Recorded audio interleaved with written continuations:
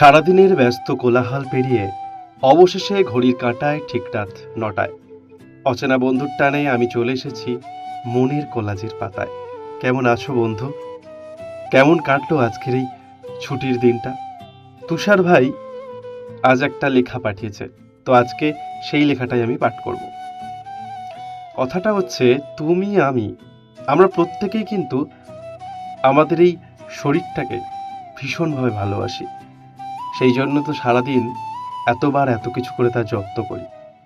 আচ্ছা ধরো, আমাদের শরীরের কোনো একটা অঙ্গে হঠাৎ করে পচন ধরলো। তুমি তখন ডাক্তারের কাছে গেলে, ডাক্তার তোমাকে বললেন যে ওই পার্টিকুলার অঙ্গটাকে কেটে বাদ দিতে হবে, না হলে ওই ইনফেকশনটা সারা শরীরে ছড়িয়ে যাবে। তখন তুমি কি করবে? তুমি তো শরীরকে বড্ড ভালোবাসো, আর শরীরকে যখন ভালোবাসো তার মানে শরীরের প্রতিটা অঙ্গকেও কিন্তু তুমি ভীষণভাবে ভালোবাসো।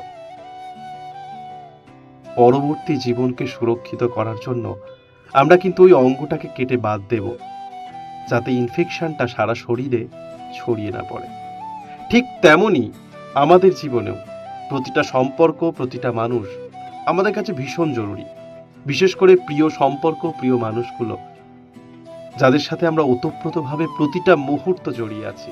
তেমনই ধরো, আমাদের সেই সম্পর্কে যদি ফাটল ধরে বা দিনে দিনে সম্পর্কটা যখন টক্সিক হয়ে উঠছে, তখন কি সেই সম্পর্কটাকে আমাদের বয়ে চলা উচিত? কখনোই নয়। কারণ সেই সম্পর্কটাই ধীরে ধীরে আমাদের জীবনকে অতিষ্ঠ করে তুলবে। আমাদের পরবর্তী জীবনে সুখ বলে আর কিছু থাকবে না। আমাদের পরবর্তী জীবনে অশান্তি বয়ে নিয়ে আসবে। ঠিক তখন সেই সম্পর্কগুলোকে, সেই প্রিয় মানুষগুলোকে আমাদের ত্যাগ করতে হবে। তবেই আমাদের আগামী জীবন কিন্তু শান্তির আসবে। বুঝেছ? তাই এই রকম পচন ধরা সম্পর্কগুলোকে আমাদের বাদ দিতে হবে। বাদ দিয়েই জীবনের পথে এগিয়ে যেতে হবে।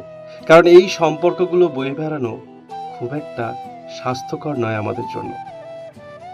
তাহলে তোমরা কি আমার সাথে সহমত? কমেন্টে জানিও। আজ তাহলে এই পর্যন্তই। দেখা হচ্ছে পরবর্তী দিন ঠিক রাত ৯টায় মনের কোলাজের পাতায়। শুভরাত্রি।